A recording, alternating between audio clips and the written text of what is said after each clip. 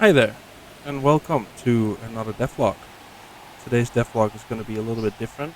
I'm going to try and do this all in one take, and that's because I was going to do a next devlog on my total progress towards the open demo, but I've picked up a piece of work that was so big I wanted to highlight it in its own episode, so that's this one, and that's questline generation. I already had random quest generation, which is just one quest step to be done, and then you're done.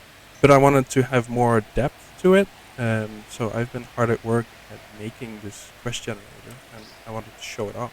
So, what do we have? The quest generator exists out of 3 steps currently for the demo. It will be bigger in the full version, but for the demo, it has 3 steps. It starts out with a starting event in the overworld, and that can be one of these 8 events. So either somebody's being executed in public, a merchant is having a discussion with guards, a stranger might be approaching you, an NPC might bump into you and plant a message. You might see an NPC fighting a few mobs in front of you. You might you might have to rescue somebody at a point of interest you're nearby. I'll show you that in a second here. An NPC might be bullied in the streets, or you might find an ancient scroll in a loot chest randomly. So yeah, let's take a look what happens. We're gonna try out this random rescue event. For that, you need to be close to a point of interest, having a cage or a dungeon, because the rescue can happen in the dungeon or in a cage. This one has a cage, and we're gonna follow that up with. Oh, actually, I turned these off now because they're actually completely synced with the random events being generated. So I can't do that, but I should be able to generate a random rescue event. And there you go. Normally this happens a little bit further away, but now we have an NPC taken to the jail cell here. And open it. We have an introduction. And this will lead into the first quest step, the first quest in the quest line. Of course, how can I help? My task was to clear out the enemy camp. Sorry, talking Dutch there. This is the kill mobs follow-up quest. Continue here. And now you'll see we have a quest step to go to monsters. I can quickly teleport there to show you that it is actually teleport of interest. There we go. We can go back to our quest giver. Oop, there we are. And then when we talk.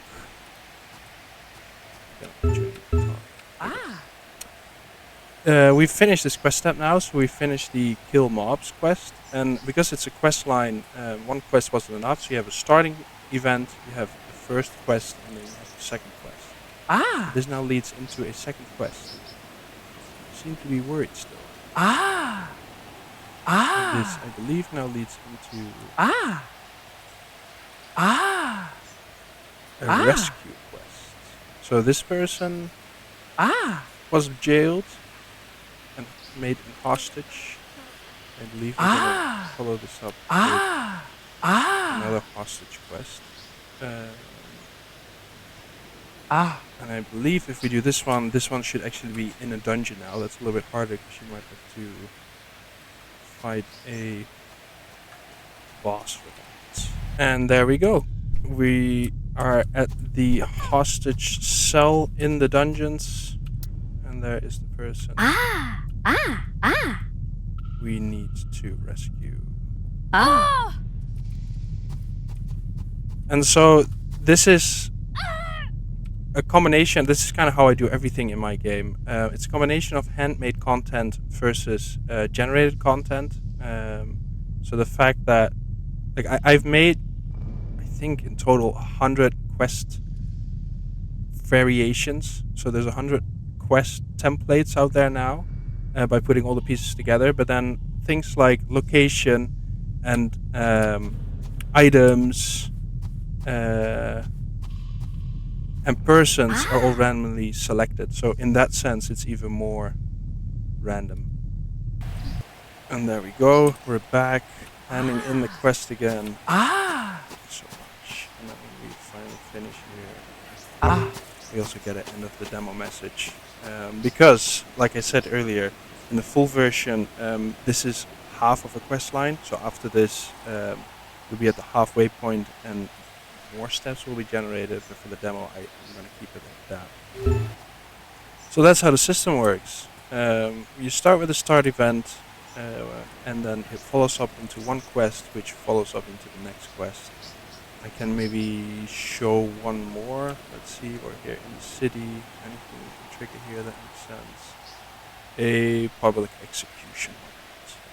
So this means a character is selected nearby that does not have a job, so that can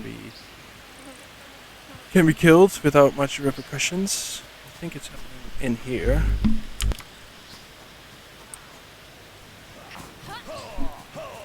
Yeah, you can still see somebody was just killed here by these guards, and now we have somebody mourning their body.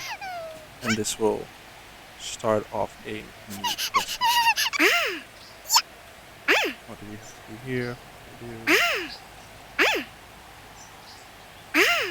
We need to check that as well. Yeah. So that's where we're at.